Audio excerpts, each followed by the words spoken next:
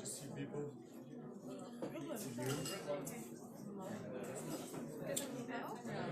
Yeah, like we're always joking because I'm putting so much effort in now. It's just going to change that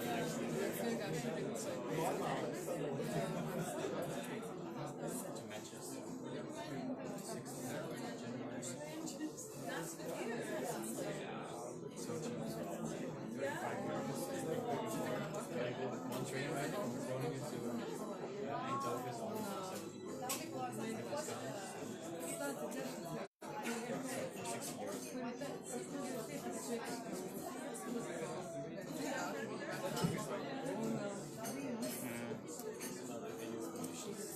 A friend of mine studies there, and he also needs the end of January. He doesn't have to worry about this. Yeah. March to Lisbon.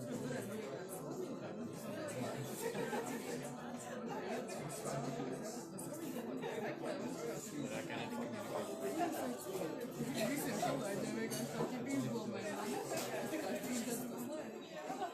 in January.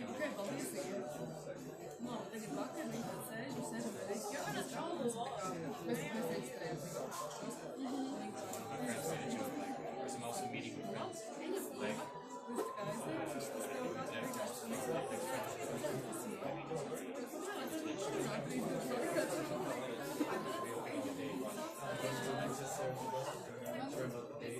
like my knee is like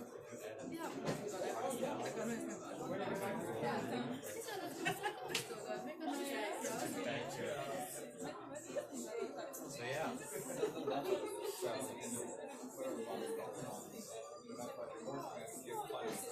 I was checking tickets for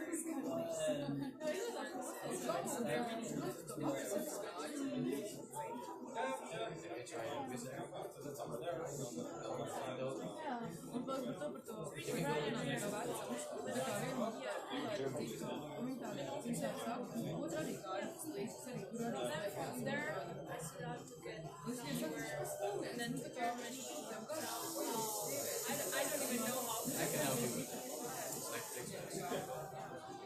Where do you want to go? Oh, yeah? It's going to me. I don't mind all the money, but like all time. I only have like 5 days. I'm going to Hamburg, that's for sure. Then I don't know where I can send them. Flight to Eindhoven.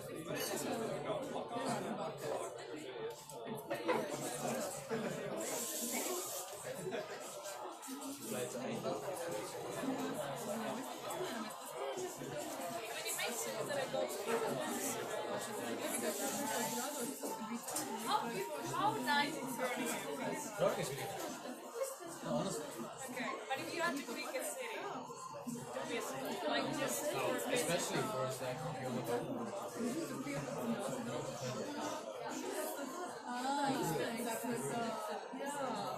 maybe like Rotterdam is also nice.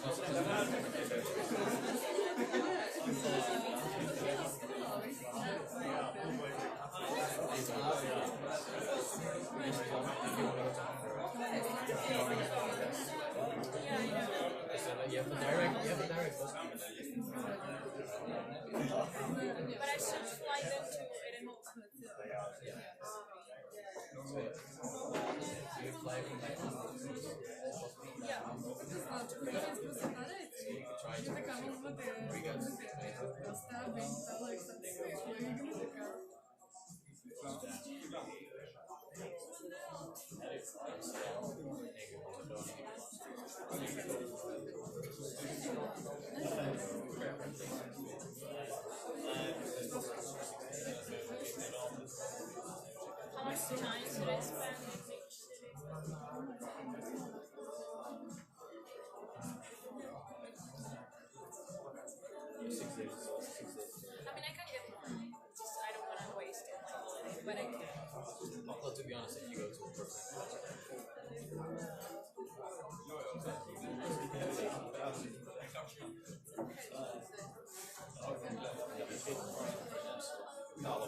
Labvakar, man prieks redzēt jūs visus SkeptiCafe.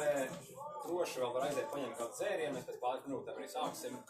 Tur nav SkeptiCafe logo, bet jūs pareizajā pasākumā būs diskusija par sociālajiem mēdījiem, demokrātiju un tādām lietām.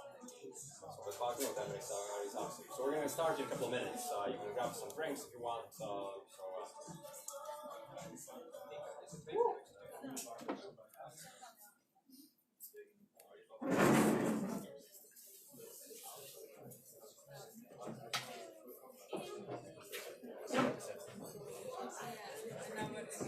I was actually expecting like nobody's to show Really? up.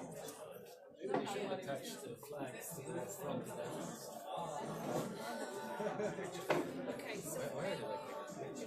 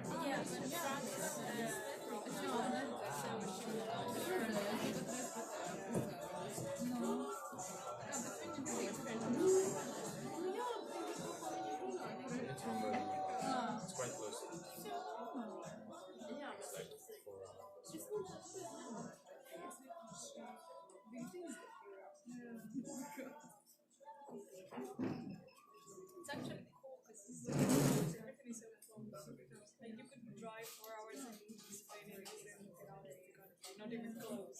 Like from the city, you drive 4 hours and you are like really. For me, it's all I have to go to Eindhoven. It's like 3-hour travel to all the south.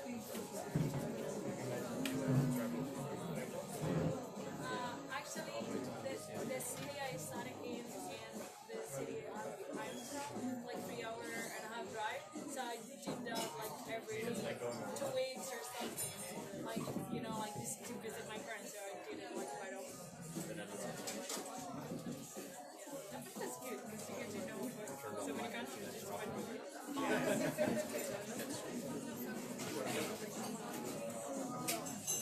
It's like close to Germany.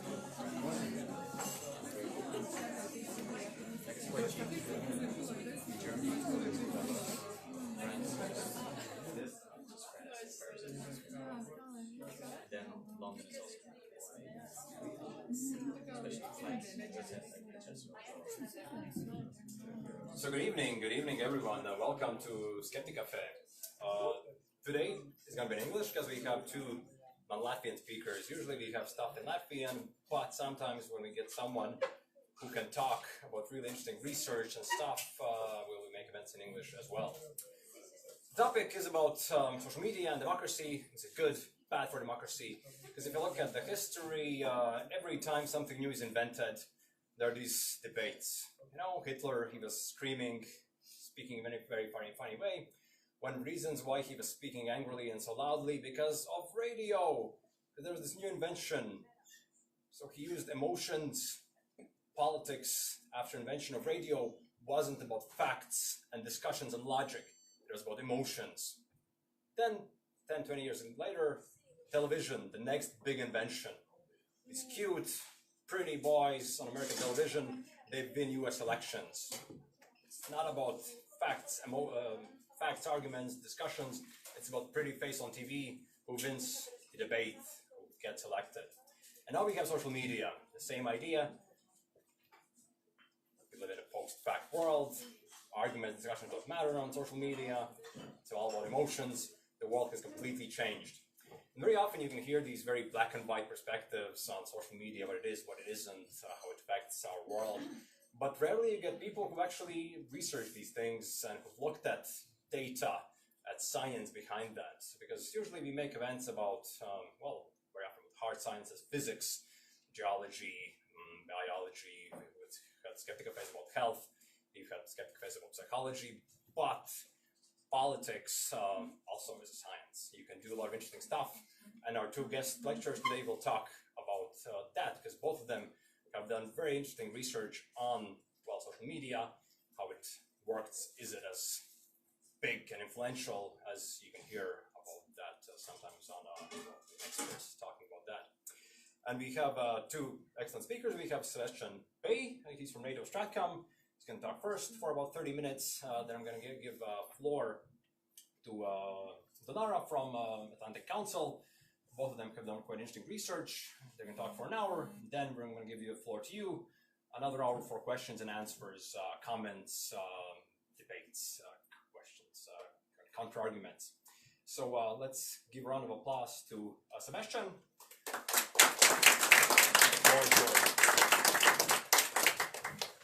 Well, thank you very much.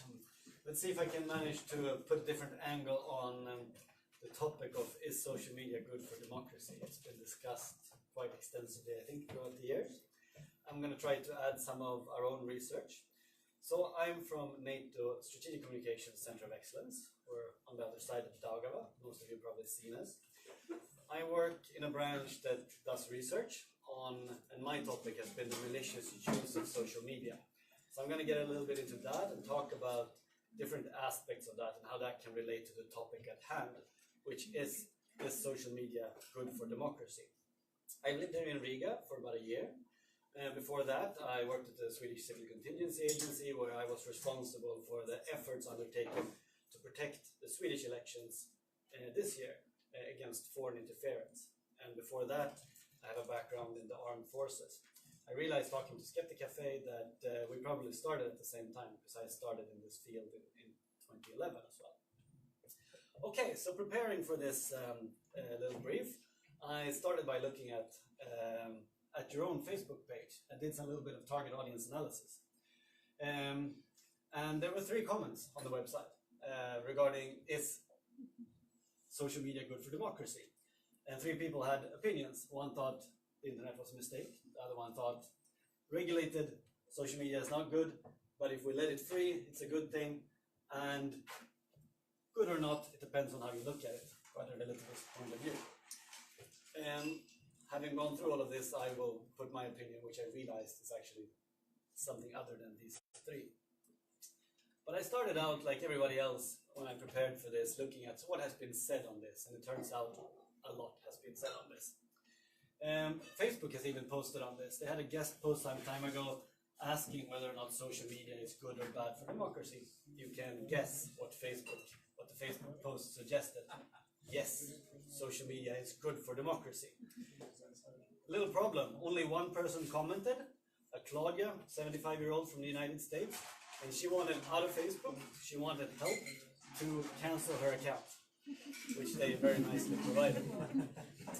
I had hoped deeply that Claudia would have been a bot, an automated account on Facebook, because that would have been beautiful if Facebook would have interacted with an automated account on their own webpage surrounding this issue. So I googled Claudia last night, like, who's Claudia, where's Claudia? She has quite a bit unique name, and she's 75. So I actually found her. There's only one person in the US that goes by this name and is 75 years old. So I called her up last night because I thought I would ask, like, why did you comment and what was your idea? Unfortunately, she was a bit sick, so we couldn't have that discussion, but she is a real person. I was looking forward to having an in-depth discussion on whether or not social media is good.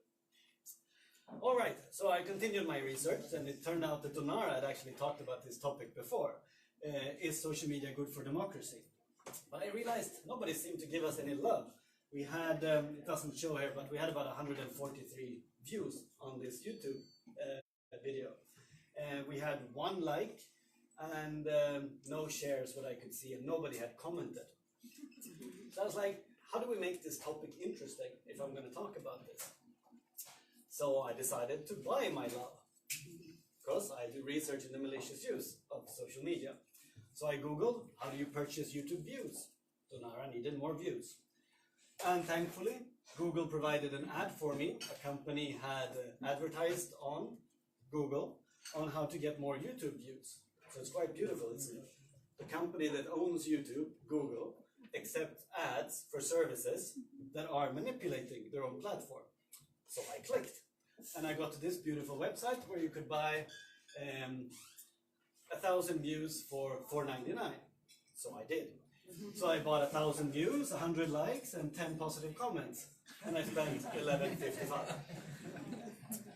And the resolution isn't good, but you would have seen that today we have about 500 likes. So I only got 500 out of my 1,000 likes and a little bit views. So I'm a little bit disappointed there. But I got 10 beautiful comments there on the right there. Comments are very obviously written by bots. They are in the field of this performance needs an Oscar, and emoji with hearts for eyes and so on. And then within took about 30 minutes, and then I had my 100 upvotes. So I got some love. This isn't new, though. That you are able to manipulate social media isn't new. It's very interesting to see how extremely easy it is. And to the east of us, there is even vending machines in subway stations where you can go down and you can get likes for your Instagram posts or whatever other social media you are using.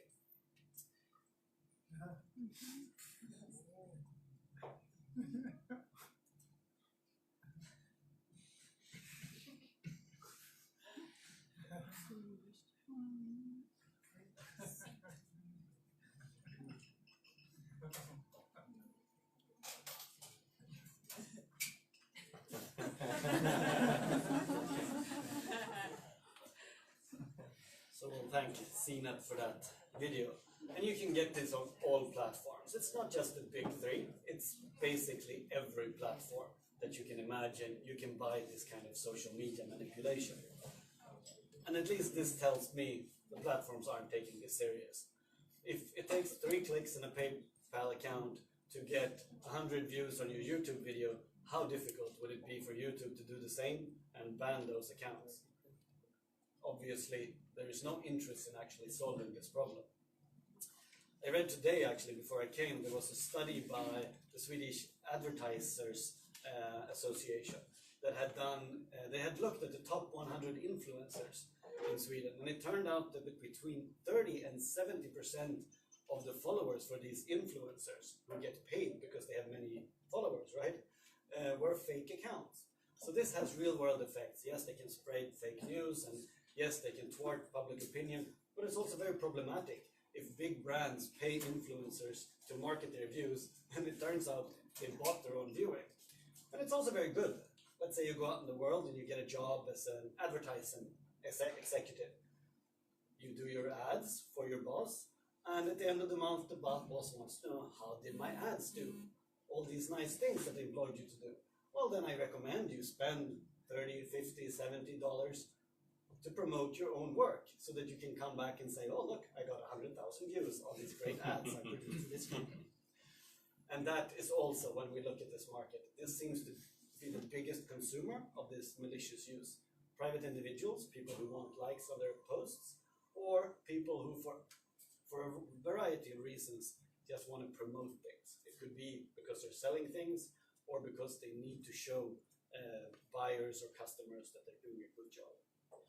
Or, which I will get into, for people trying to thwart democracy. So one of the things we do at NATO Stratcom COE is that we follow the robotic trolling that is robotic accounts that look specific, and we look specifically at topics that relate to NATO and the Baltics. And we study this on Twitter and Kontakte, and we've been doing that for about 2 years at this point.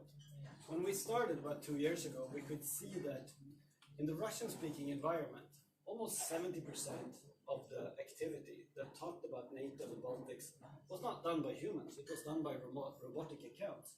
And in the English-speaking environment, 28% was the same. So a large proportion of the conversations that were happening between robotic accounts.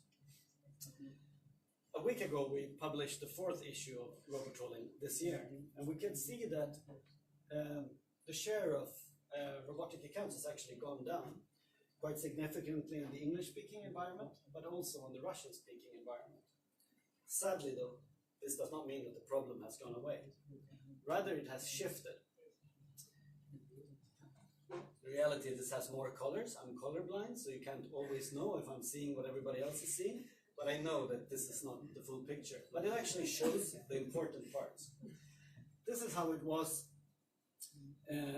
in the end of 2016 and the beginning of 2017. You could see these clusters. These are bots that like each other. Bots usually, especially the dumb bots, the bots that are very cheap, they follow each other and they belong to the same groups. These yellow dots, they are human-operated automatic accounts that perform the same thing, but they are much more clever than stupid bots. So we could see a movement from these heavy groups of automated accounts to more human-controlled accounts. And in this latest report that we published, we could see that this activity continues. In the circle on the edge here, there is this kind of robotic account. So they still exist, they still play along, but we see many more anonymous accounts. Accounts that don't behave like robots. I mean, they don't post on a time interval, they have more intelligent content, they have more real friends. But they distinguish themselves from bots in a very clear way. And our assumption is, and we know from studying this field and asking suppliers, is that many of them are handled by real humans. People perhaps living in developing countries who, for a living, handle accounts. You saw that I bought 10 comments, right? And for those 10 comments, I paid €2.29. So that means almost 30 cents for a comment. If you did that for a living, you'd make quite a lot of money, right? 30 cents to write a smiley, it's good money. So that means that you can employ people that do these kind of things, and they behave like humans because they are humans. We also see that between the English language space that is this and the Russian language space that is that, there is much more authentic activity in the English space than there is in the Russian-speaking environment on Twitter. We also see that accounts such as Sputnik and RT acts as gatekeepers between these two environments and sort of channel content back and forth. Alrighty. We just concluded a study on what we thought was the black market of social media manipulation. That means I wanted to know how difficult is it to buy things if you want to buy social media manipulation. I just showed you. But when I started, I thought that, okay, you have to download Tor browser, you have to go on the dark web, you have to dig very deep, look at forums, find a shady guy in the corner, and ask him, give me a bottle, $30. Turns out, it's not a black market of social media manipulation. Google is even accepting ads for it, right? So it is a market of social media manipulation. And it goes in many layers nowadays. People selling it, people selling the infrastructure, people receiving it, and nowadays a new sector, auditing companies that are auditing users to make sure that they are genuine. In reality, it turned out that fake accounts on Darknet are 16 times more expensive than the ones on White Web, so there's no point in going to Dark Web to find it. It also turns out that as an English speaker, I'm being cheated. I was cheated. It's 17 times cheaper to buy these accounts and these services off of Russian-speaking websites. It's also a very non-functioning black market. You can divide bots or manipulation of social media into 3 different categories. Third category here is the simplest kind. It's an account that doesn't have a profile picture, it's not verified, it does routine behavior. To these humanly operated accounts that are very sophisticated that you and I could not differentiate if we came across that account on social media. But as you see, the prices between the platforms and for the same kind of service differentiates quite a bit, which means that it's not really a functioning market. You can't go onto Compricer and type in 100 likes from a well-dressed, well-behaved bots and get a comparison of the prices. It doesn't work like that. It's still a shady market. And that creates this non-functioning market. But it's still functioning from a perspective that it will deliver your influence when needed. So, is this good or bad for democracy? Well, I'm going to take you on a detour first and talk a little bit about election interference. When I talk about election interference, I divide that into 4 different categories. Election interference that is aimed at the election process itself. During the US election in 2016, we saw attempts to hack ballots, to hack polling, to hack different aspects of the physical process needed to cast ballots. Then we saw different attempts to undermine will and ability to vote. That means that people, for example, on social media posted and said, oh, you don't need to go to the polling station, send a text message to this number and you'll vote. Or people called up voters and said that, oh, I'm sorry, your registration hasn't worked, stay home tomorrow. So those are the kind of disinformation activities that are aimed at the core of the election process. And they are partly dependent on social media, partly independent of it. Then we saw attempts, and this is of course very well known, to influence the political process. Bots and accounts spreading disinformation to influence the outcome of the election from a political standpoint. And finally, attempts to influence and subvert politicians. When I talk about this, I like to talk about the breadth of this. Because even though it's so well discussed, I often feel that most people don't actually know what went on in the US. So this is from the Justice Department, it's from the grand jury indictment into what happened. And I think what's very interesting is the scale of things. How a team went over to the US, how they did target audience analysis, how they stole people's identities to be able to develop these Facebook accounts, how they created hundreds of fake profiles using the stolen account IDs, purchased fake IDs, opened accounts for these IDs so that everything would stick together. You know, stolen ID, social media account, bank account, all in the same name. Creating fake groups, getting people to do things in the real world, and then connecting that to the spread of disinformation, organizing demonstrations, and how that entire ecosystem went together. I would say that had we not had social media, this would not have been feasible from an economic perspective. You can imagine walking around the US putting up posters on billboards all around the US. That would have been very expensive. So what social media brings is, of course, cheapness. It is cheap to do these things, which enable influence of scale. But of course, this isn't something new either. We know about this. And it's gone on for a long time. We talked about this, how this has been a recurring theme. People that talk about this would start from the Bible and say, well, people spread this information for a long time. But I think if you start at the era of social media, I think I got my own Facebook account around 2005, if I'm not mistaken. But already in 2007, there was post-election violence in Kenya, which was greatly attributed to the use of social media, where people spread hate, and that hate got amplified in different ways. Then we had riots and protests in Russia in 2011 to 2013. Many of these outfits we see today, such as the Internet Research Agencies, people argue that they came as a way for the government to control these sort of social media outbursts that came in 2011. So, then we have, of course, Daesh, or the Islamic State, using this to spread violence. Crimea and Eastern Ukraine, we know, we had the US presidential election. Kenyan election again in 2017, when we saw a new trend, spread of disinformation over WhatsApp. What has after that become a very deadly trend with lynchings in India and Sri Lanka.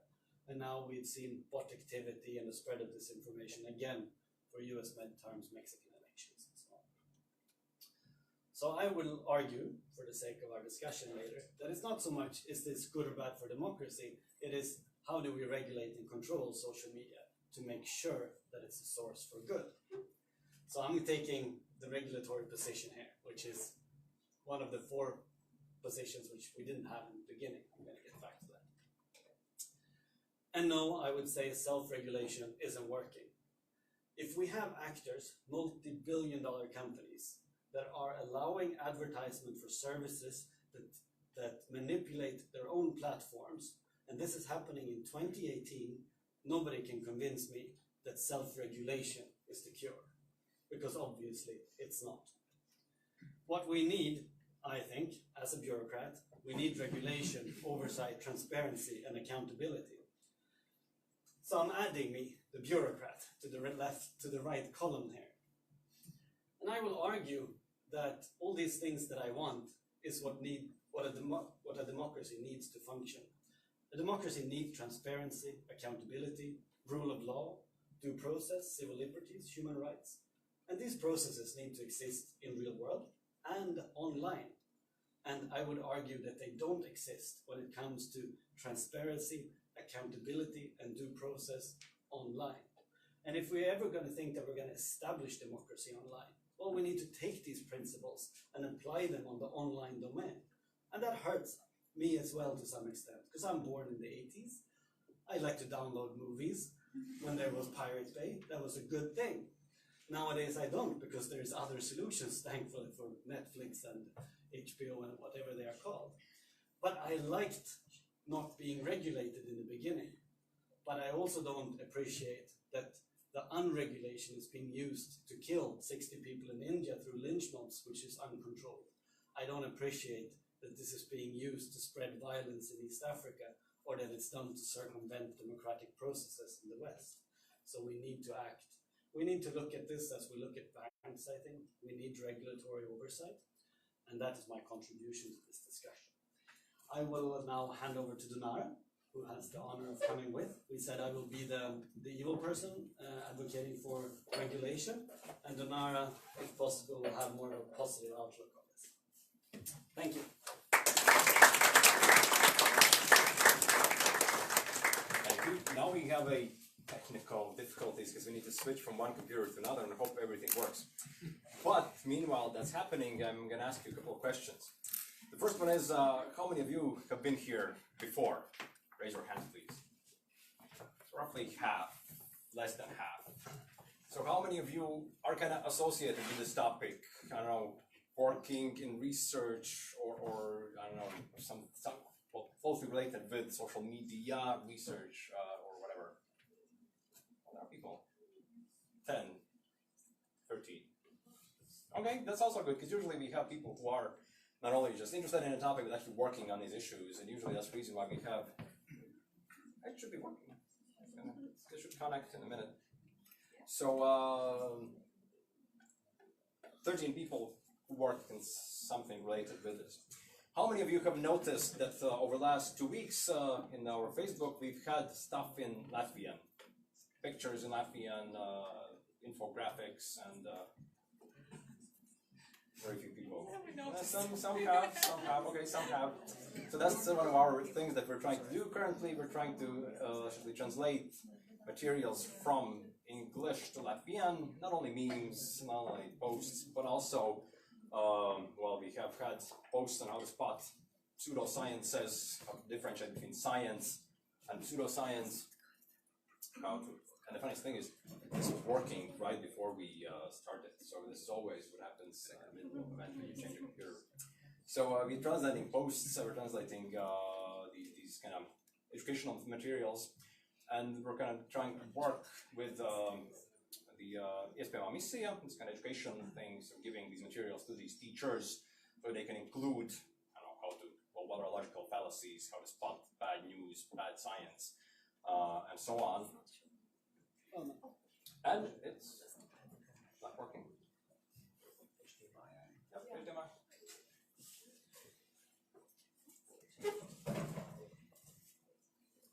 And it's not working. So we're doing that. And if you're interested, and it's working. So we're interested, and I'm almost done. So if you're interested in joining, helping, assisting, just come up to us, people in the SkeptiCafe shirt, and just talk to us after the event. And I'm going to give the floor to Donara, who's going to continue this presentation on well, actually what does it all mean that we have this new phenomenon, social media, how is it changing the world. Is it okay? Yeah. The floor is yours. Great. Hello everyone. First of all, thank you so much for having us here today. We don't really get to brief in bars very often, so this is really exciting.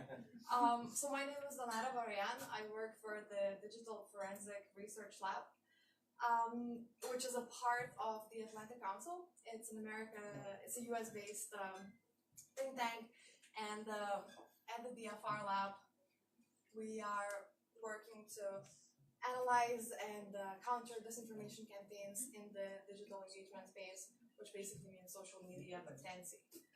So today I will talk about the same question that Sebastian talked about and try to answer the question posed: if social media is good for democracy. I don't think I'm as optimistic as Sebastian promised you that I am. So let's see what I have to say. So first of all, a little bit about the DFRLab. Sorry. It's only going forward. No. Sorry, technical difficulties seem to be It's on the very outside. on the very outside. Right. So at the DFRLab, we are focusing on three key things. On exposing tactics and narratives that are used to disseminate disinformation.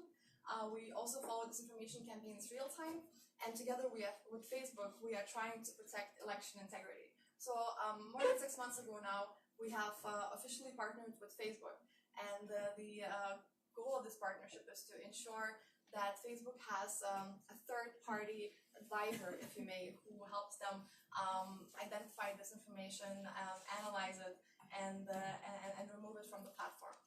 So we've been analyzing disinformation ahead of elections for quite some time now. We have now done that ahead of more than 12 elections, both in Europe, the United States, and South America and Asia.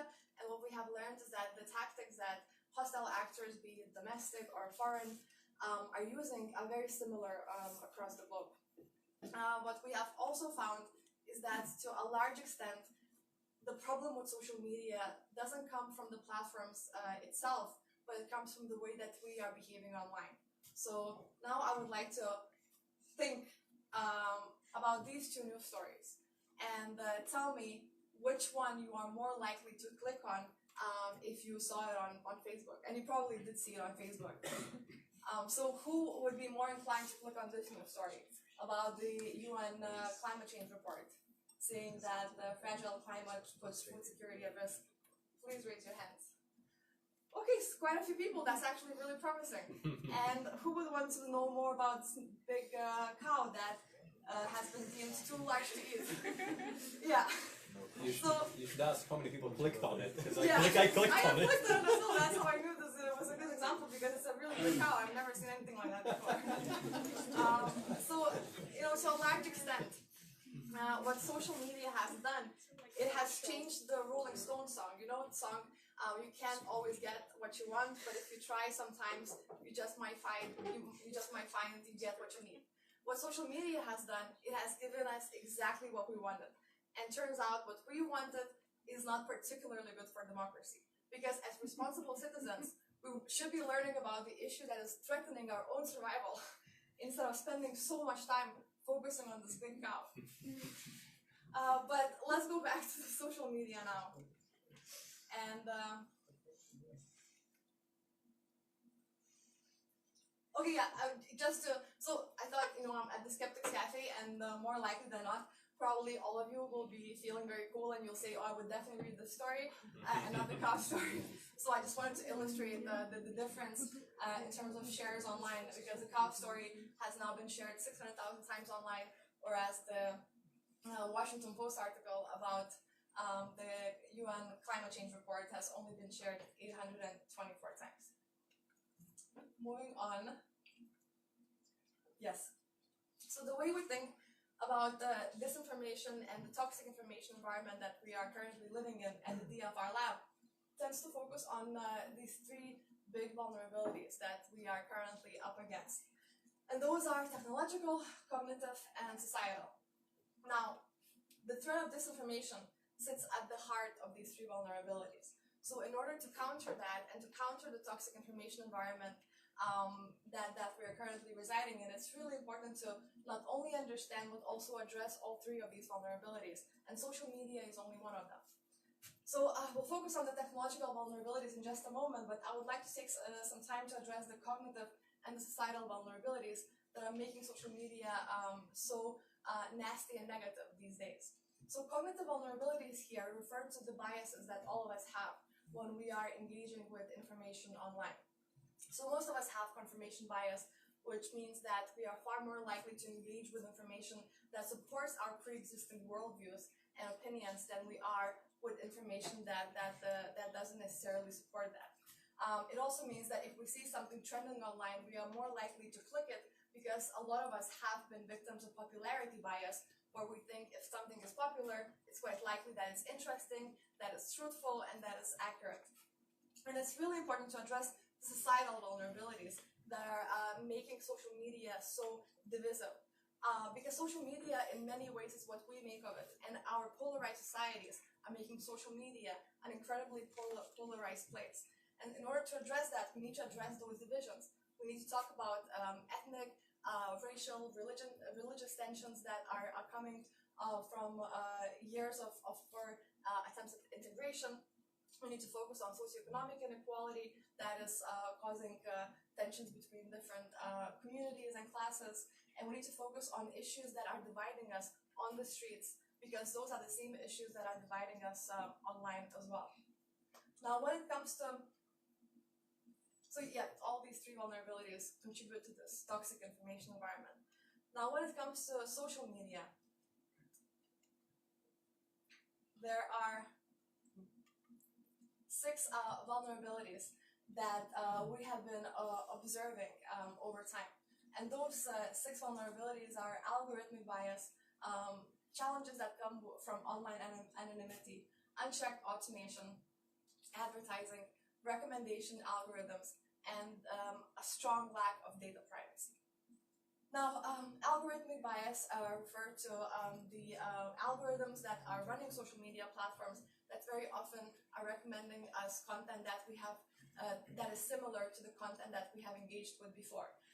Researchers at the New York Times, journalists at the New York Times, have done some research, and what they did, they Googled YouTube videos. They searched for YouTube videos about flu vaccines.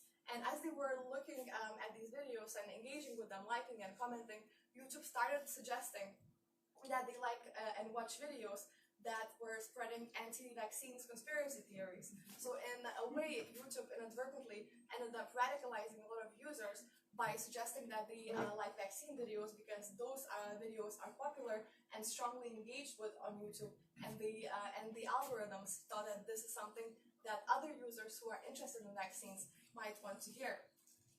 Another challenge, of course, is anonymity. I will show you a case study from the American midterms that we have done quite recently, where we found that a large number of very popular pages on Instagram and Facebook in the US were managed by agents out of Iran who were trying to create this image of them being Americans when in fact they were Iranian operatives. Another problem is unchecked automation, and Sebastian has already talked about the problem that we are facing with bots who are automating conversations online and engaging with people pretending to be real users themselves. Then there's the problem of advertising. Social media companies have embraced an ad-driven business model, which allows any actor, hostile or not, to purchase ads online time and time again, especially ahead of elections. Then we have recommendation algorithms, which have helped us create our own echo chambers, and I will talk about that in just a moment. And lastly, the lack of data privacy and data leaking, which has resulted in a lot of hostile actors accessing our sensitive personal data that has allowed them to micro-target us ahead of elections and referendums worldwide. So at the DFRLab, we have done some calculations, and we found that for the price of an F-22 jet, any actor, state or non-state actor, can purchase 6 ads and serve those 6 ads to every single person in the entire world. If we were thinking about this in the context of Latvia, any hostile actor who didn't want to buy a fighter jet could serve every Latvian 400 unique social media ads. What social media has done that is different from radio or television is they have liberalized the information market and the information space, making it really, really vulnerable for external influence, because now anyone can be an information creator and disseminator. When radio or television were invented and became popular, it would have been really expensive for you to start your own radio show and then disseminate it and distribute it to large enough audiences that it would matter. Same with television. But with social media, anyone can become an influencer, and that anyone includes operatives from Russia, Iran, China, and other countries that are not particularly docile.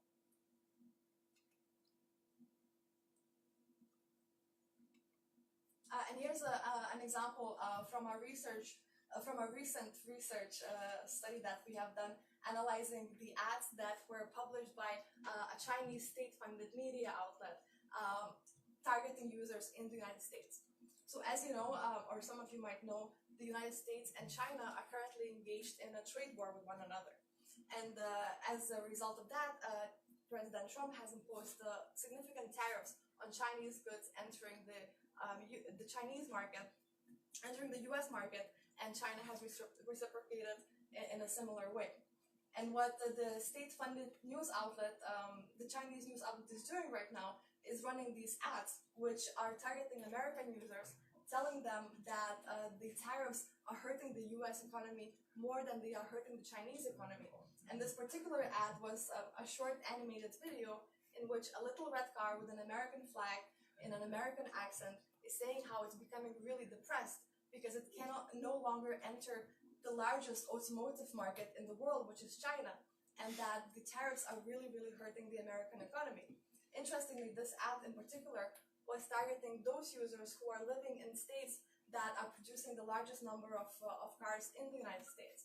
And so they were clearly running an influence operation, trying to affect the public opinion about the tariffs and the ongoing trade war. Oh, I'm so sorry. I think I haven't heard here, but online some people are saying that. Of course, yeah. Thanks. I'm sorry, people online. Right. And here's excuse me, an experiment that we have done last year about echo chambers on Facebook.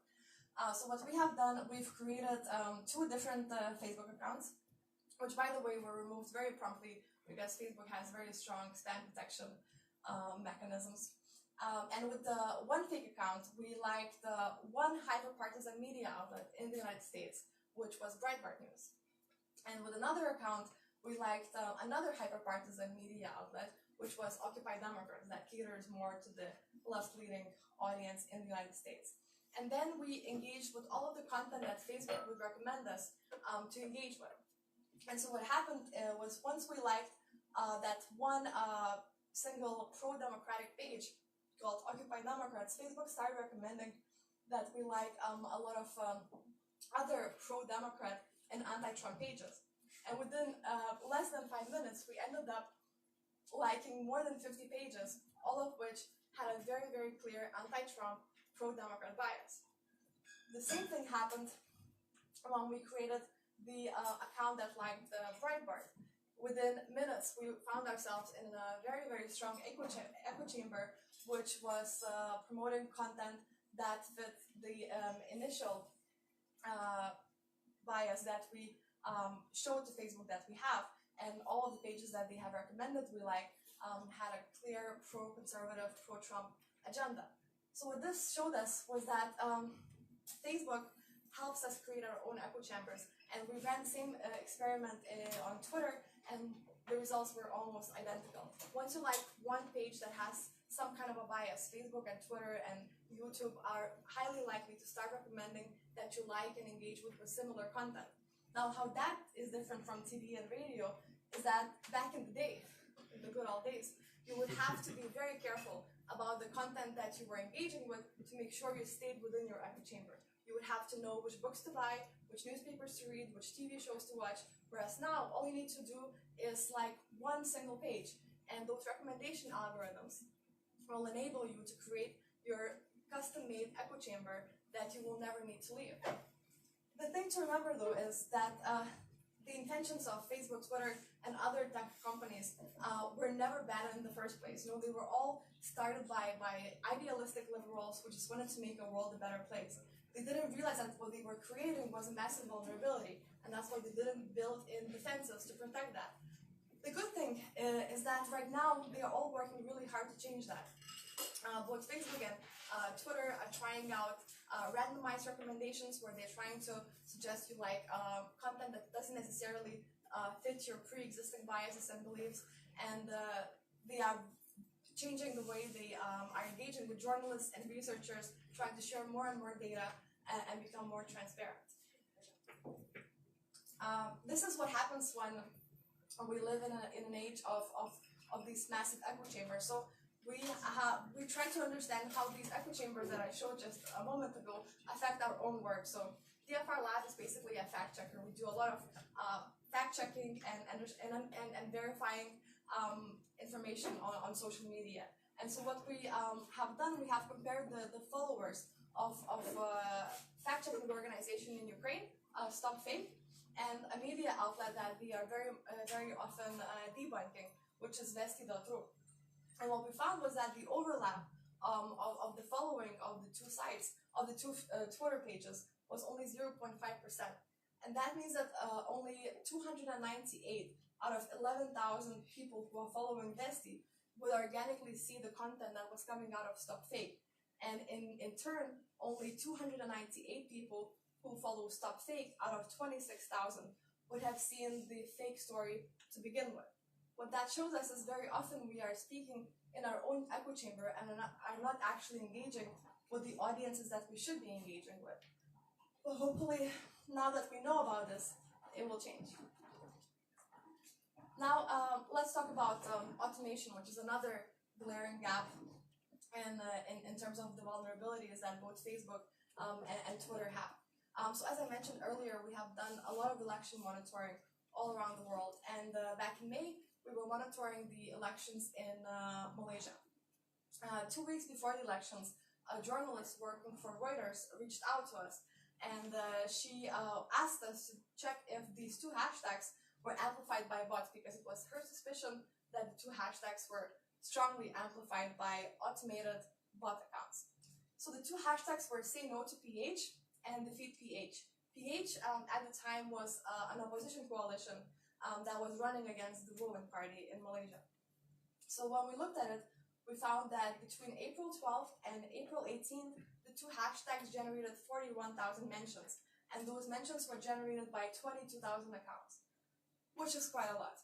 And what we found was that 98% of those mentions were generated by bot accounts, and only 2% of those mentions were generated by real people. So those two hashtags were essentially run, amplified, and promoted by bot accounts exclusively, with the exception of those 2% who were real users. Now, how did we find that? So first of all, we looked at the tweets that these accounts have produced, and we found that they were all using the exact same pattern of speech, where they would use one hashtag and then the other hashtag, and then tag between 13 and 16 real users to get real people to engage in the hashtag campaign. Apart from that, we also saw that the accounts had alphanumerical handles, which mean that instead of a real name or a username, they would have just a random mix of letters and numbers and not a real name. Now that shows us that those accounts were more likely than not created by algorithms and not real people, because an algorithm doesn't know the difference between a real person's name and a gibberish like this.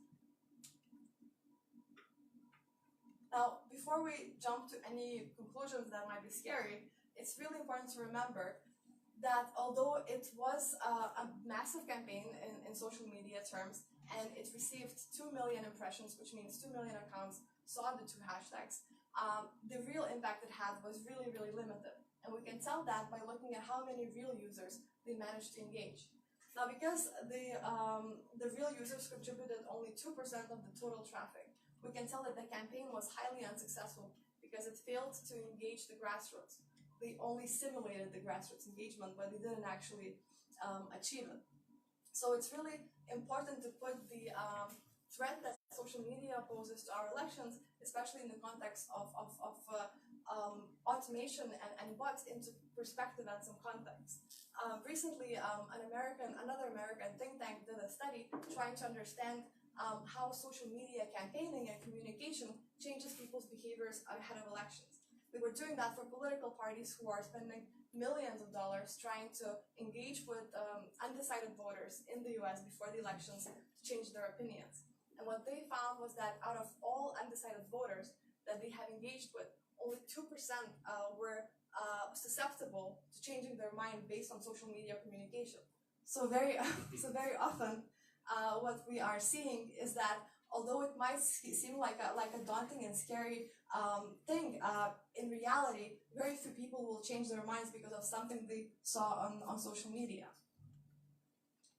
Now, as I mentioned earlier, we have monitored the US midterms, and ahead of the midterms, Facebook shared some pages that it was their impression were run out of Iran.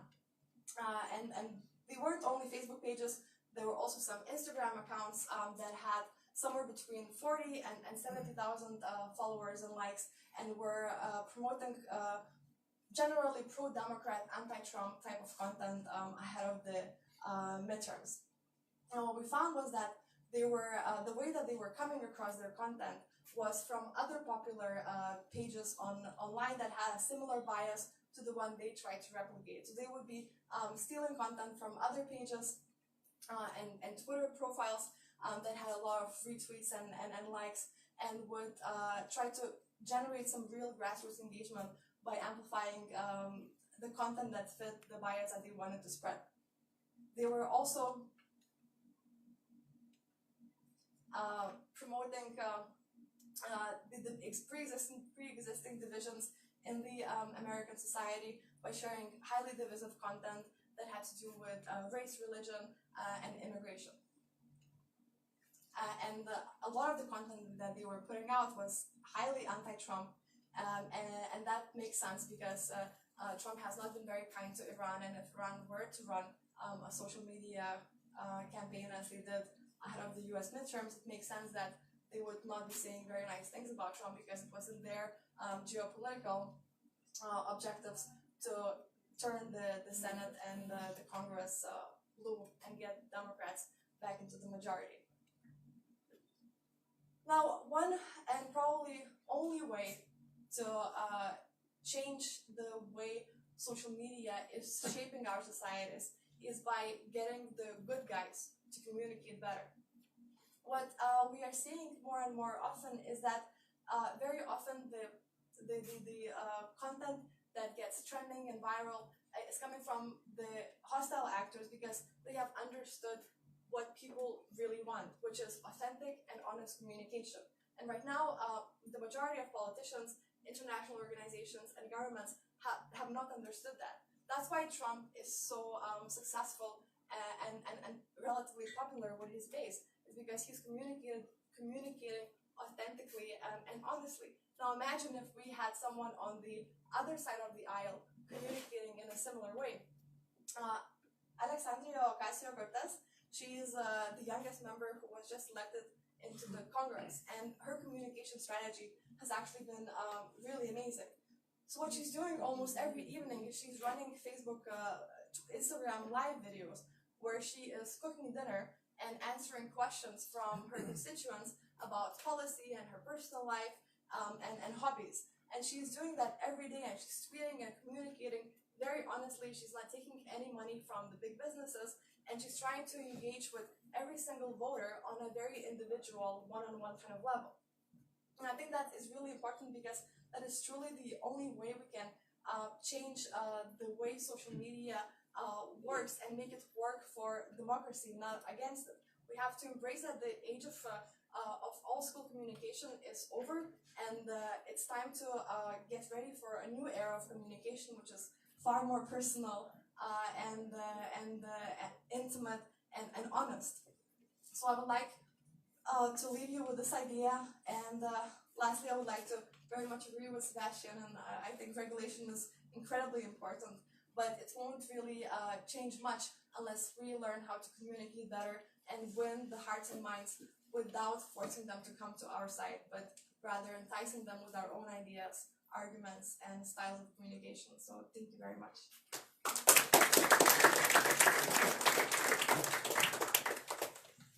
Okay, I'm gonna remove this and ask you both to sit here. I'm gonna take this way. Because the time now is for questions and answers.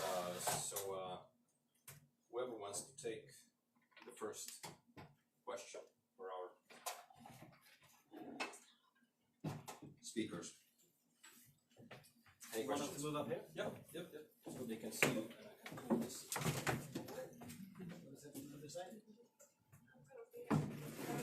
Yeah. Okay, so any questions, comments, ideas? Yeah, sure. Go ahead.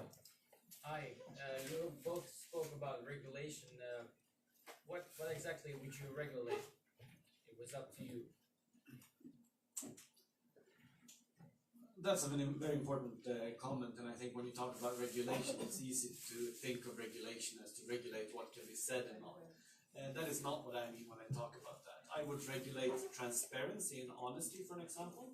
I would regulate so that there's oversight authority, so that if you buy ads on social media platforms, someone is there to make sure that when a social media platform says that they've sold you 100,000 views, they've actually sold you 100,000 views. I would regulate to make sure that there's transparency in who's behind groups. I'm not sure that it's for the public interest that state organizations or political parties can pretend to be someone else and run these massive groups. I think transparency is key.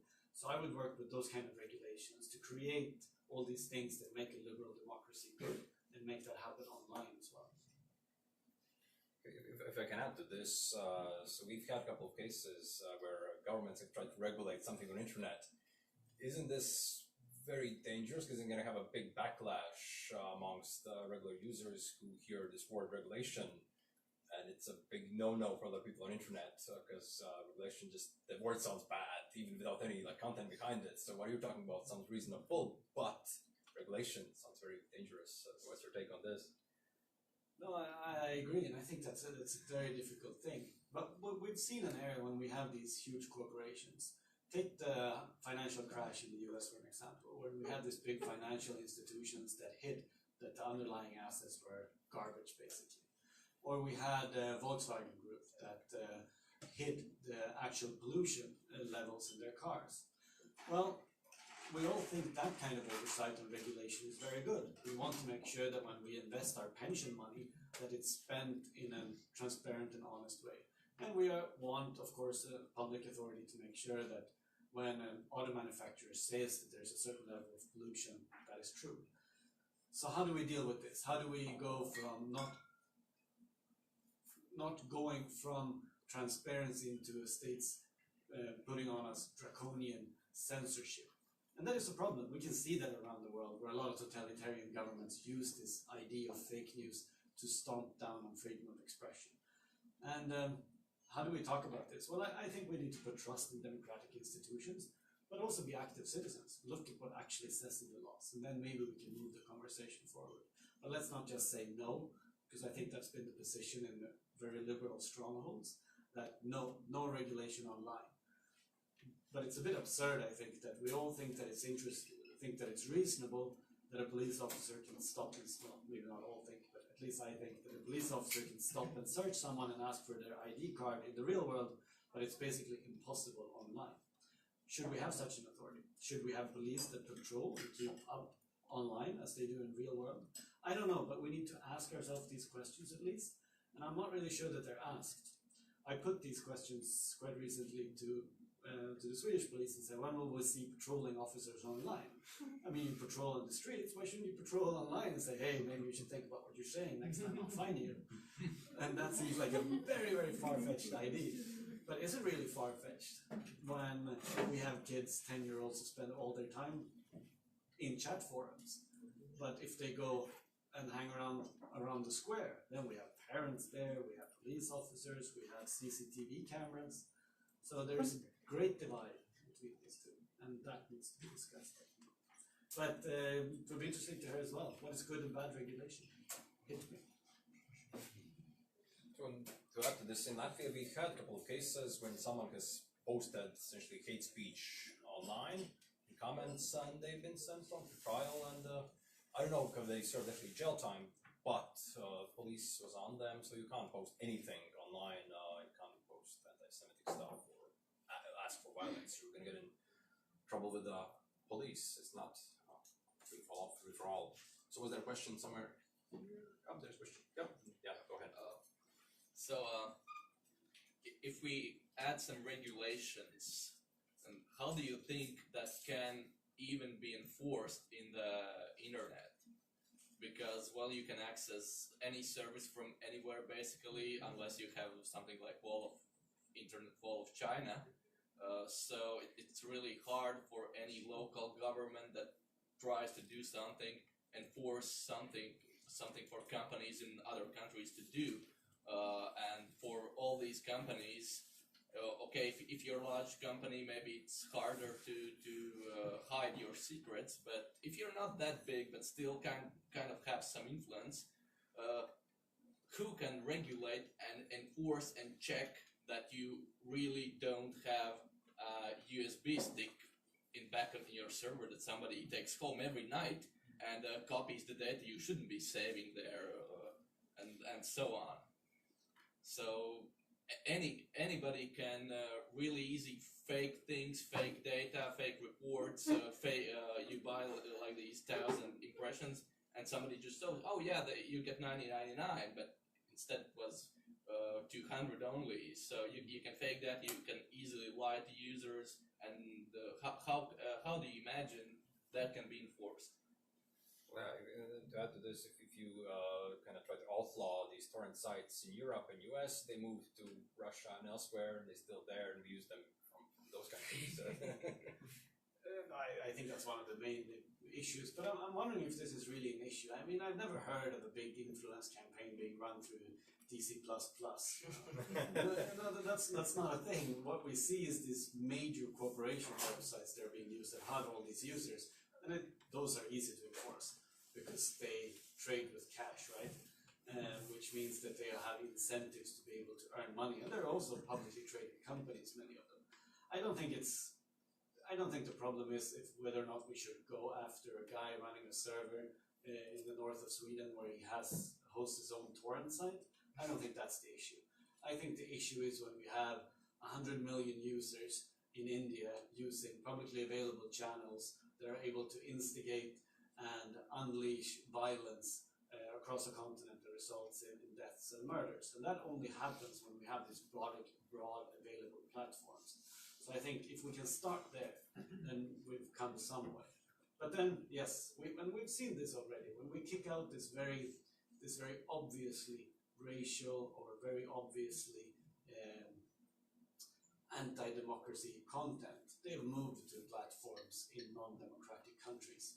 And yes, that's going to be a challenge, but perhaps they're solving the issue for us to some extent as well, because the problem is that this is a big public space where they're able to do these things.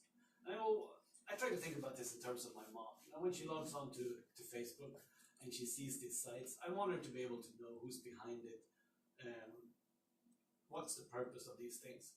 And I think these sites want to do well. I think Facebook and Google and all of them want to serve a better purpose, but I think we're not there yet. And I think they need pressure to get there.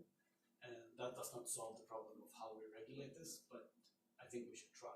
I don't think we've tried enough. There was a question somewhere in the middle. Yeah. Yes, as a non-Latvian living in Latvia, which is of course a democratic society, I was interested in the role, the view you have on the recent elections and the success of KPVLV, which of course strongly was dependent on social media, especially Facebook, in their success now having the key in having a government. And I was interested in whether this has been researched already or if there's any concerns about this rise. Yeah. So the question was on kind of input on Latvian elections and KPVLV, this Latvian populist party doing quite well. And before I give the floor to you, I want to ask you a question. So how many of you follow on Facebook one political party? How many of you follow two political parties? Okay, so is it about the same time, same amount of people? Three political parties. Two people, almost three. Four political parties, almost no one. So this is about these information bubbles that we are living in, following just one or two political parties we like. We don't hear what the opponent wants to say. But I'm going to give the floor to you about Latvian elections. Do you follow anything on that? So the DFRLab has done quite a bit of research, and Nika, who is actually here today, maybe you would like to comment on that? You can. Understand? Okay.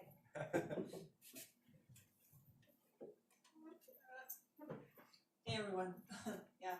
So yeah, as for KPVLB, I guess they borrowed a lot from Trump campaign, which was largely discussed online.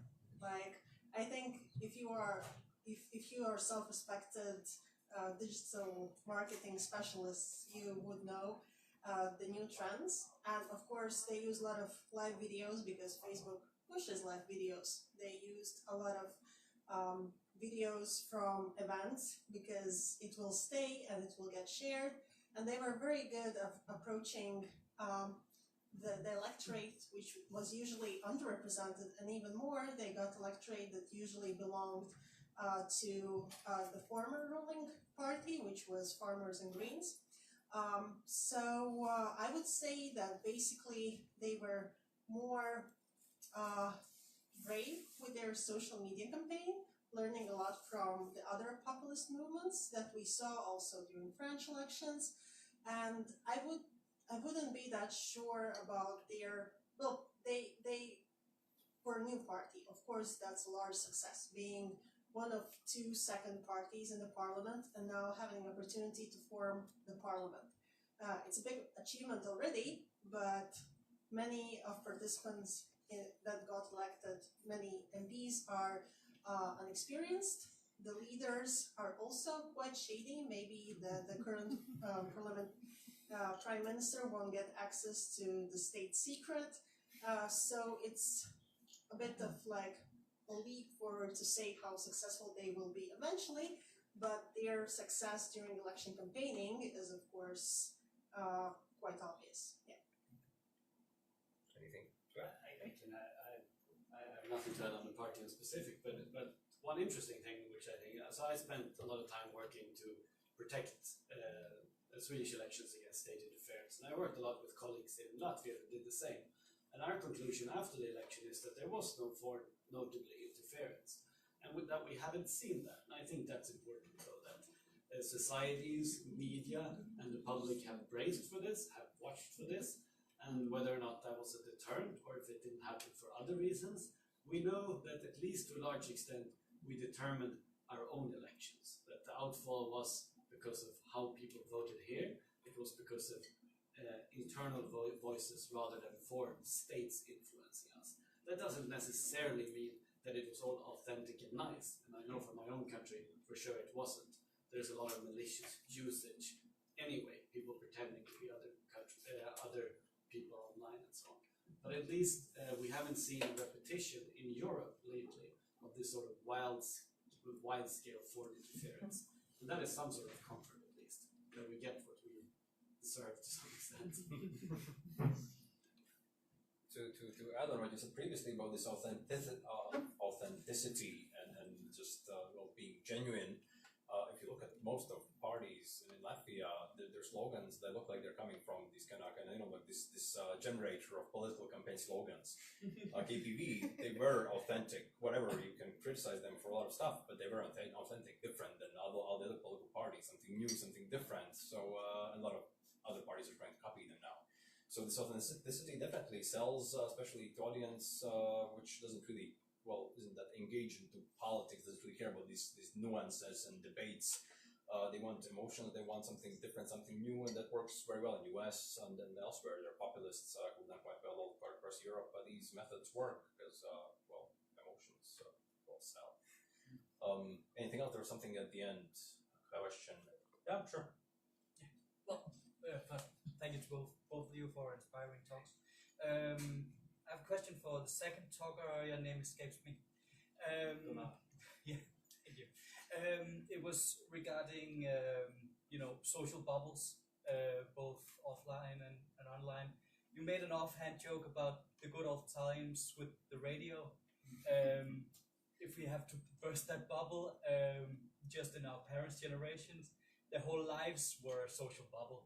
I remember my father used to work at a newspaper press, and he could go on for hours about that the new generation of workers has lost all their class consciousness. They were the first thing they did in the morning was checking the stocks, and he was like, "Workers checking stocks? It's a travesty." And every party had their own party, the party newspaper. So you could say that the Cortez making mac and cheese and Donald Trump treating up a storm every second minute, that's just the party newspaper of the day. But in addition, we've individually become so fragmented that we don't have a party newspaper, we just have a lot of fat cows. And also to that, I think maybe unconsciously you made it seem like it was a zero-sum game, that if you press the fat cow, you wouldn't press the climate change one, which isn't fair, I guess. So that was my comments. So this is a good question. So basically, are these social media bubbles, something new, or, well, television channels or newspapers we had 10, 20 years ago that dominated the media landscape? Well, is it essentially the same or even worse than currently? Thank you. Very, very good comments. And yeah, you're absolutely right. Our parent generations, maybe not parents from the Soviet Union, but those who lived in the more free societies, they have definitely had their own filter bubbles. But I think those were different because they were not as personalized as the ones that we are engaging with now. Right now, if I want to read nothing but stuff on ecofeminism on Facebook and Twitter, I can like 3 pages, get 15 recommendations, and be busy all day reading only the things that interest me and nothing else. Absolutely, I don't have to watch TV to get information. I can get to an ecofeminism news outlet that will give me all of my ecofeminism news that I have ever wanted and more. So I think these days those filter bubbles and echo chambers are far more personalized than they used to be, and it's much easier to avoid having to tune into the evening news to figure out what's happened during the day and what's going to happen tomorrow. On your second point, of course, it is an exaggeration and a figure of speech. Personally, I have read 2 stories, both stories. I don't want to brag, but that's how much time I have. But I think for the majority of us who are not as engaged with politics on a daily basis, getting our news from social media does affect the way we are seeing the world and focusing on the news stories that we want to read as opposed to the stories that we should be reading. Does undermine our understanding of some of these issues. We have become headline readers where we don't really know about anything much beyond the headline that we saw on Facebook or Twitter. So I think it's really important for us, for every individual, to consciously make a choice to get the news that they need to get apart from the news that they want to get.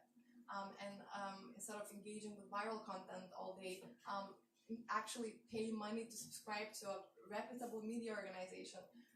And all of them are currently financially dying, and try to be a better citizen while the governments and civil societies and international organizations are trying to figure all of this out.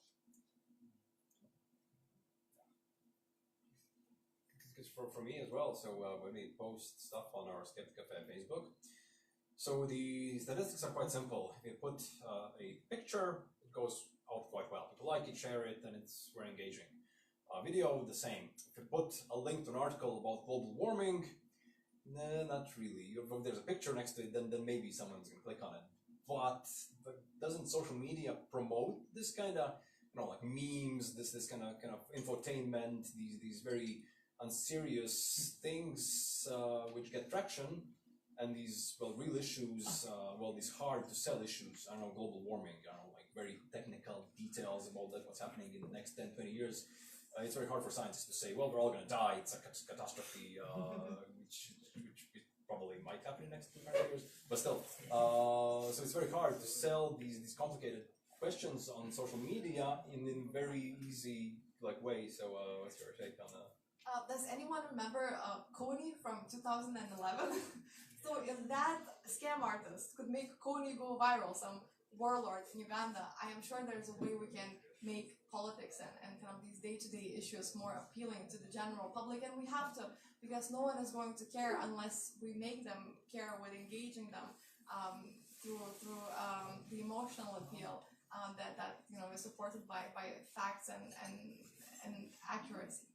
But I actually wanted to share another example from our work. So at the DFRLab, we are publishing articles all week, almost every day. And when we tweet them out, what we are seeing is that those articles get retweeted hundreds of times, but only maybe 10 people actually click on them. So we are living in this age where we have to put the entire story in the headline because very few people will actually go and click on it. So I can give you an example. So 2 weeks ago, I published an article, and that article was retweeted maybe 200 times, opened 50 times, and read in full maybe 15 times. So that kind of tells you the kind of news consumption that we're dealing with these days, and of course it is a problem, and we should probably change that, starting with ourselves and our immediate community. I just love this. We have this feeling of wanting to be engaged. Most people I know that want to leave EU is because they want to take back power. They want to be involved in decisions. Those are basically very good feelings. But when you sit down with someone and you look at directives from the Commission and you say, okay, so what's your opinion on electronic components in refrigerators? People don't want to be engaged anymore. so there's a discrepancy about actually engaging and wanting to be engaged. So it's feelings, right? And I think that is also an issue that we're dealing with, that when my mom goes to this local place and she sits down with 10 people, of course that's a filter bubble. She knows that's a filter bubble. But there's not people there in secret mustaches pretending to be a journalist saying that, oh, I've studied this topic, I have unbiased information for you. She knows the village drunk, the village full, the village and so on, And I think that's the problem. The lack of transparency. If my mom knew more about the channels on Facebook she engages with, she would be able to value and judge the information she gets. Now she engages with this hyper-partisan press that pretends to be unbiased newspapers, while in reality they are not. They are basically propaganda outlets. And we need to find a way, through education or through marking or through, I don't know, but in a way that we get more informed people. And maybe this is a generational issue. Maybe my children, when they grow up, they will think we were crazy to trust anyone. But hopefully not. Hopefully they will also say that there is authorities to trust, and we can differentiate between who we trust and who we don't. But to follow on the generational gap. And I can't quote them, but I've seen research that says that young people, they're not that much internet more savvy than the older generations. So they use internet for fun and infotainment, and they don't, they can see bots much better than senior citizens. Yes, definitely. But it's not the case that they use the internet for getting good information, used for entertainment, and those clickbait memes and so on. And it's, do you see a generational change in some way happening? Young people getting more internet savvy, understand that this is fake account, this is legit or not. They did a test in Uppsala University. They did a trial, and I think they actually came to the conclusion that the younger generation is better to point out which is fake news and which isn't. They are to some extent better at fact checking online. This is a problem as well when we do fact checking, because my mom behaves like a bot. She loses her password, she creates a number account, she uploads, a profile picture of a cat. She does all those things that bots do. And that's a problem. So that's a generational issue as well. So each person consider.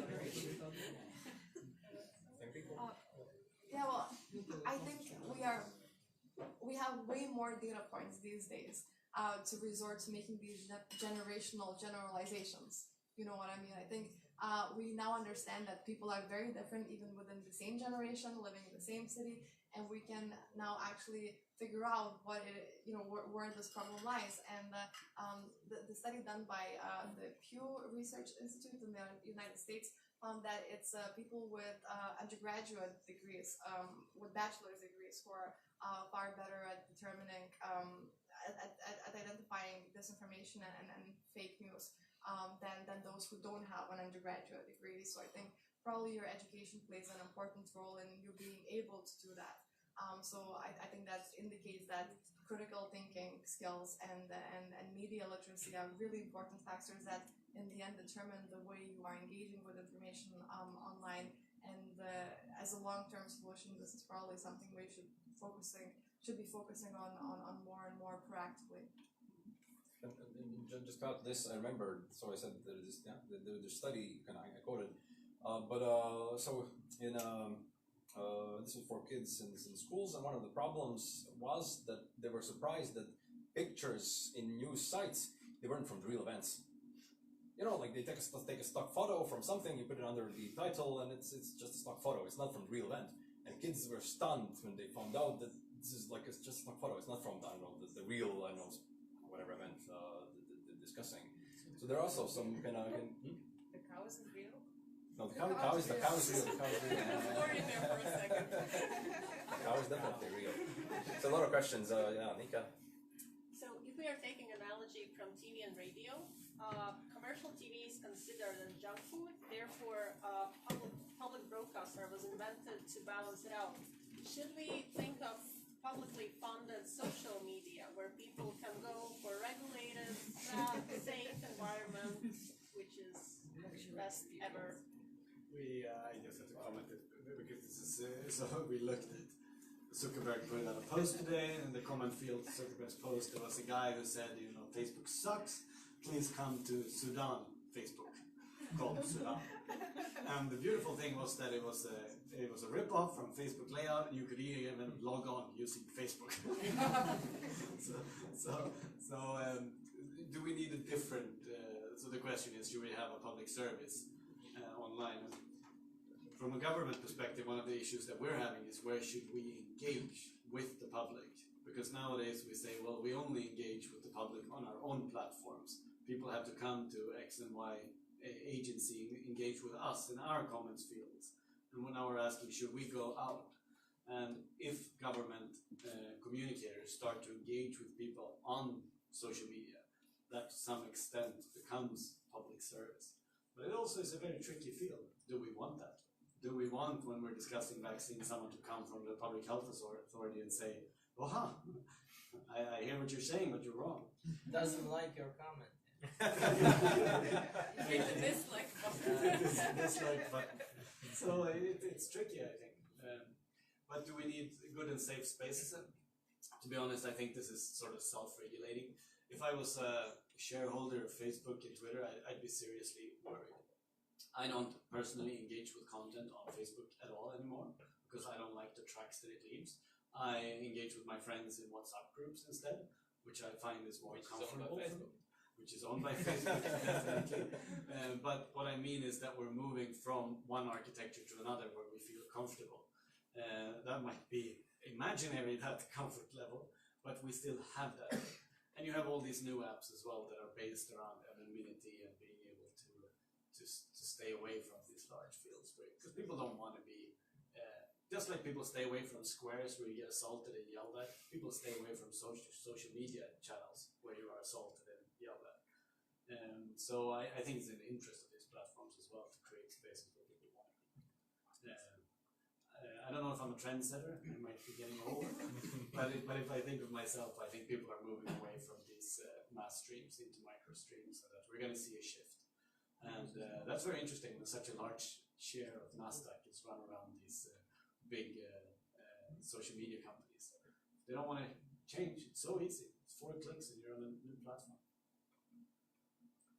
If I may add, I think what Sebastian just talked about brings a really important point of discussion.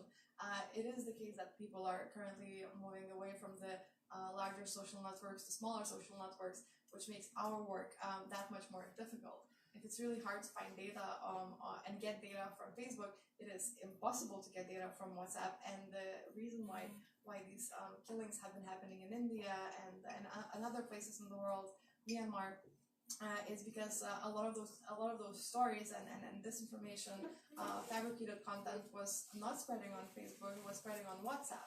And the thing with WhatsApp is a fully encrypted service, so researchers don't have any access to the information that people are sharing on those platforms. So fact checkers are literally blind on those platforms. I was in Colombia recently, and there I met a group of these young women who are running a fact-checking project on WhatsApp. And so what they are doing, they are asking their followers to submit stories that they think might be inaccurate to them via WhatsApp. And then they are doing the fact-checking, and then they present their fact-check in a GIF format that you can share back into the WhatsApp conversations. So what they are doing is they crowdsourcing these rumors, unverified news stories, and outright fake news, fact-checking, and then trying to seed back that fact-check into the same communities where it originated. And that is a really comprehensive solution, but it's one that takes a lot of time. It's currently not funded by any governments or foundations, and is limited in scope because there are only that many stories that they are crowdsourcing from their followers, and there are so many WhatsApp channels that they can't really access because none of the members in those channels are keen on reaching out to fact checkers to verify that information.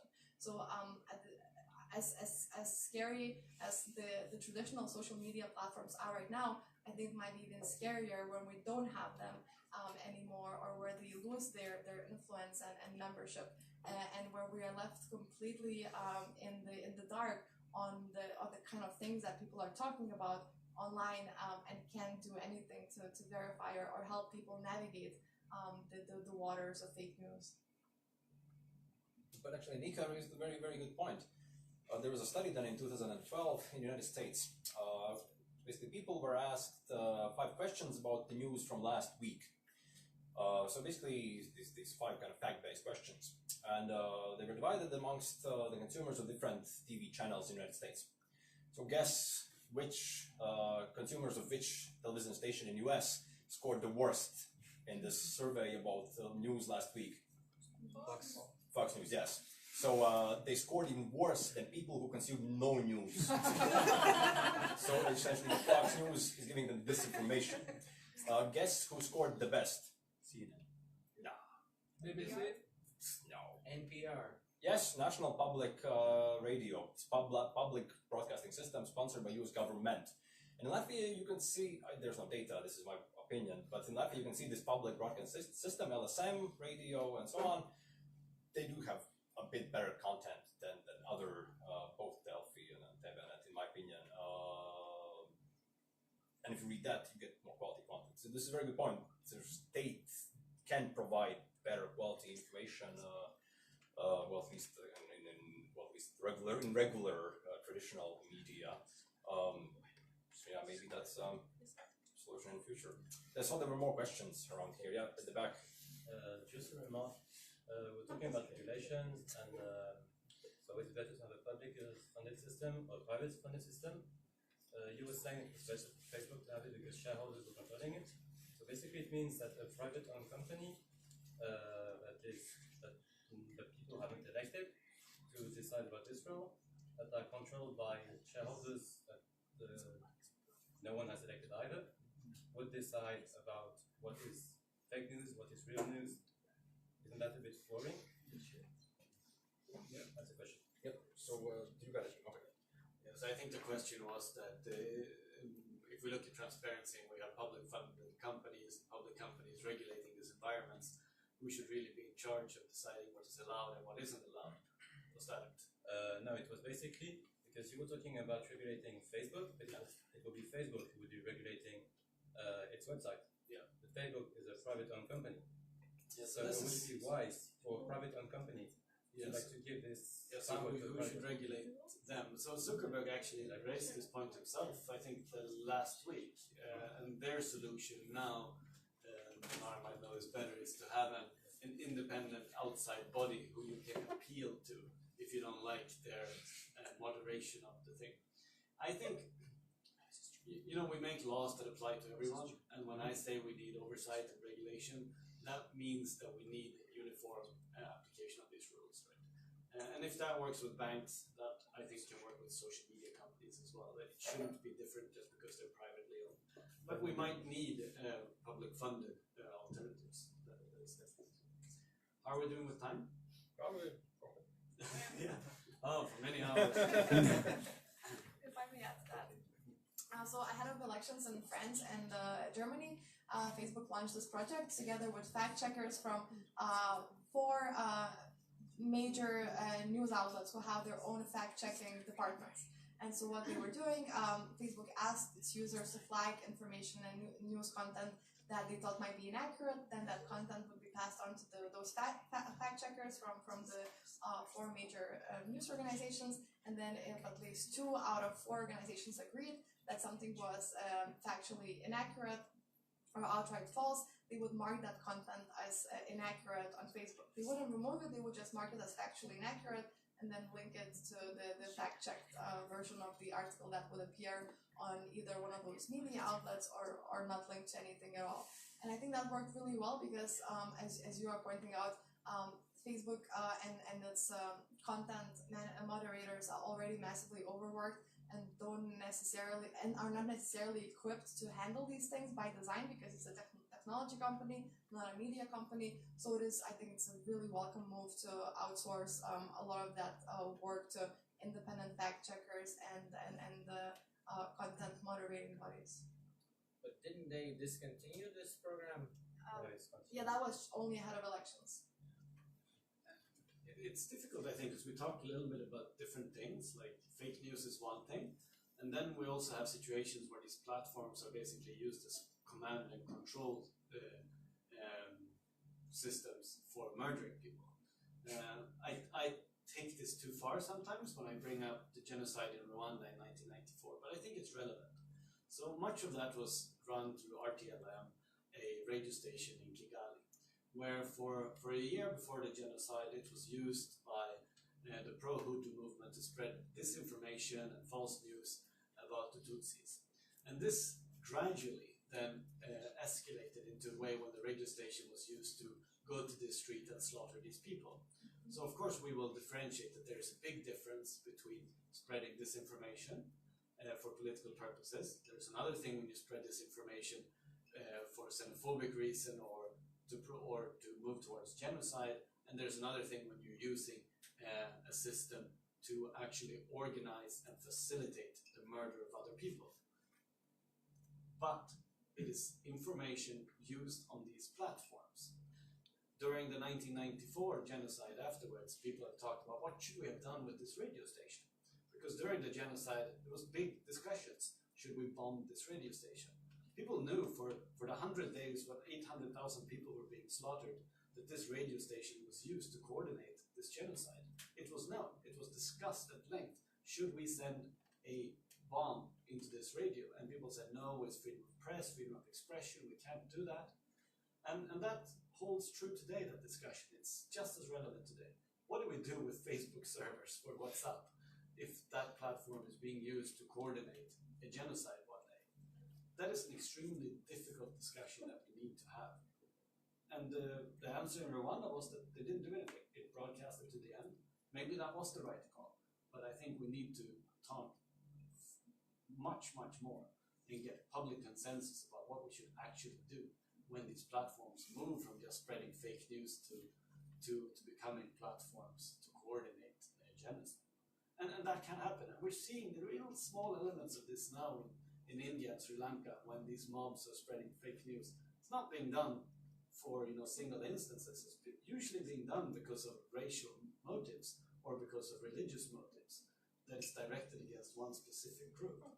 And that we need to remember that there is something much, much serious underlying here and that it can be used in an extremely violent way.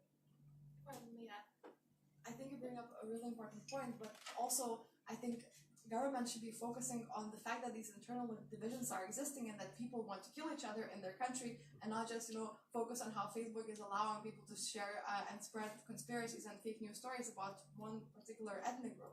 And I think that is very often lost in these conversations, because right now it's very trendy to talk about social media and its role in democracy. This is probably the third time I'm talking on this exact subject with that exact question posed. But very often we are missing a really important part of the conversation, which is the domestic struggles that countries are facing right now. And it happens here in Latvia, it happens in India, it happens in the US. Countries are polarized, they have internal issues that have not been properly addressed, that are resulting in this type of content trending on social media. And we can't just blame social media companies without governments and civil society and us individually taking some responsibility for that. So I think it's really important to have that discussion, but equally important it is to focus on those underlying issues. There was a question here, yeah. Sure. We're all talking about getting better. We all want to be smarter people, but in the same time we want to know about that huge cow there. But with these companies that run all these large media platforms, there's another issue that's not being talked about so much. That's simple money, because like you said before, these large companies like Google, Don't Be Evil, they kind of want to do the right thing, but doing the right thing is one thing, and the other thing is getting revenue, getting income for the owners. So I'm pretty sure that the reason why you are able to Google how to buy YouTube likes and comments is because if Google wouldn't allow these types of ads, they'll lose income. In the YouTube, if they allow these bots to do some random spam thing, users who buy the service, they are happy. Users who watch the content are probably happy. Owners of the service, they are happy because they get money, and the users who provide the service for these spam things that exist, they also get money. So they are all happy, and these owners of the platforms are interested in keeping a pretty good balance in what automated or fake stuff is allowed and what's not. Let's say if some user starts to do some real abusive posting that people are starting to report, dislike, and don't want to be the staff to be there, they will ban the user, or bot account, whatever that is. But if that content, what's being posted, is relatively unharmful, they're pretty fine with keeping it there because it doesn't really harm anyone, and everybody gets paid for that, and everybody's happy.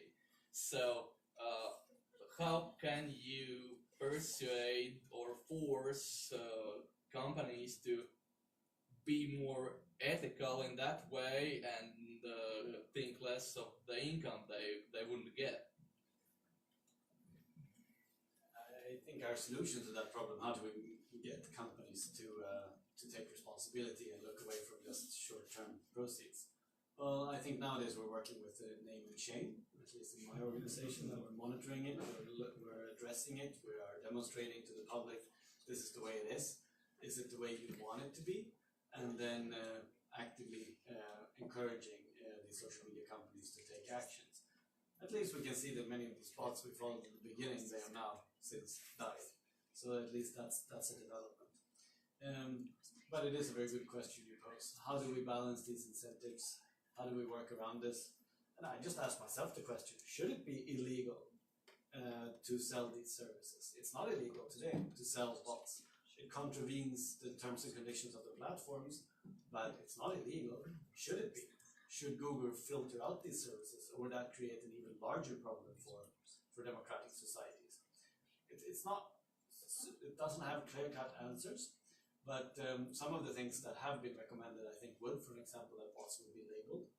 Accounts that are obviously created only with the purpose of generating content or repeating content could be labeled as a bot to create greater transparency. I think that could at least bring us a little bit forward. On WhatsApp nowadays, they have this thing that you can see that a message was forwarded, and they limited the amount of people you can forward it to. Most people don't need to forward it to thousands of people. They are happy if they can forward it to smaller groups. So I think we can probably do things that that make 99% of the people content with the service and takes away this 1% who are trying to maliciously abuse the platforms. And we need to find this way in cooperation with them, of course. But we also need to have this regulatory tool that I think I stand by that. But sometimes we do need to regulate. Going back to your example with your grandma, what happens when your grandma, who acts like a bot in this thing, she gets labeled as a bot? No, that's one of the other things that comes up, right? If you can't book something on Airbnb, are you never going to allow to be able to let secondhand? Because many of these companies have a monopoly on many of these markets. Should we then have a legal process where you can appeal to a court and say, well, I was banned, I have the right to be here? Well, maybe if we now have monopolies and you need to use these monopolies to get services, then we need, of course, regulation around that. Or we need a freer market, which would mean breaking up these companies. Neither is a simple solution. But yes, my mom solves that by creating new accounts every time she loses her password. It's a bit difficult as a family because you have 12 friends called mom. I think to counter the fraudulent practice in advertising, the businesses who are purchasing ads on Facebook, Twitter, Google, YouTube, and all these other services should start putting more pressure on those services to ensure that the product that they are selling is truthful and not fraudulent, and that the views that they are getting are coming from real people and not algorithms that have been programmed to watch something. One thing that we have noticed is that all of these platforms are very receptive to reporting, and if you are an organization that is good at that, but what they are even more receptive to is public pressure. And when we did the research study on the Malaysian elections and found that there were 22,000 bots targeting the election, we notified Twitter of that immediately. And as soon as we did, Twitter removed 500 out of 22,000 bot accounts. And then the article that we wrote was picked up by the New York Times. And as soon as that happened, Twitter removed all of the bot accounts that were involved in this campaign. And what that shows is that they are very receptive to public pressure, and if there is enough public support to compel these organizations and social media platforms to be better, they will be better. And if there's enough private sector pressure for them to make sure that their advertising practices are more transparent and truthful, they will also make sure that happens. Anything else? So if there are no questions, I'm gonna ask the last one. And it's gonna take a very sinister turn. Because we've talked about democracies now, but going to China and its essentially system of ranking all its citizens and actually on how you're ranked by your behavior, you get access to flights to other countries, better healthcare and other stuff. Isn't there also inherent danger in some far distant dystopian future, I'm not talking about next 10 years, that as the more we use, well, more we live online, the more our, not only phones, but our watches, refrigerators, cars, whatever, computers on them, is there a danger of a dystopian future where, well, essentially everything we do is ranked by, well, maybe marketing companies, maybe the government, maybe, well, I don't know, whatever, Russia. So this is the first episode of Black Mirror. Everyone seen first episode of Black Mirror? Yeah. So where you have to rank everyone, and if you lose out, you can't get any services anymore. I love this idea. I love this dystopian idea. I think they're so beautiful to bring with, and especially when you think of this in the context of artificial intelligence, how that might be a total game changer and change all of that. But when we think about these dystopian things, we need to praise that we live in democracies, and we are, if nothing, adaptable. Societies will change to meet these challenges. So in that sense, we can be positive in the sense that yes, there will be problems, but yes, we'll find cures, and so that's my positive note. Yeah, very good question. I really loved that episode from the Black Mirror. I think the future is whatever it is we make it out to be. Facebook didn't just come from outer space and impose itself on all of us. All of us had to register, consent that they would have access to our data and use that service day after day before Facebook became a multi-billion-dollar company. I think if anything dystopian will happen in the future, it will be because we have become reluctant to express our concerns about something and voice dissenting opinions. And as long as we are comfortable doing that, being critical and analyzing all these new developments in technology from a very critical and skeptical point of view, I think we will be quite all right. The key thing to remember is that we live in a capitalist economy, and it's quite likely that we will continue to live in a capitalist economy for a very long time. And it's the customer who is always right. And as long as we have the purchasing power, we have the decision-making power. So I think the future is bright. Okay, on this positive note, I think we can end if there are no more questions. Okay, then let's give a round of applause for our speakers.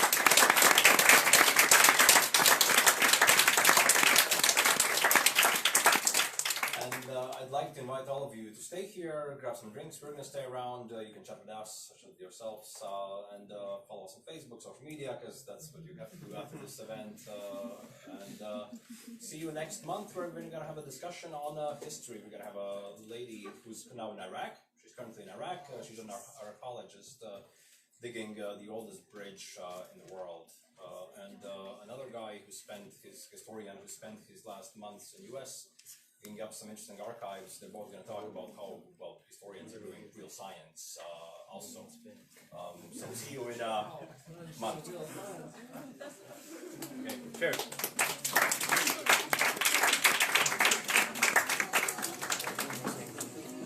Well, thanks a lot.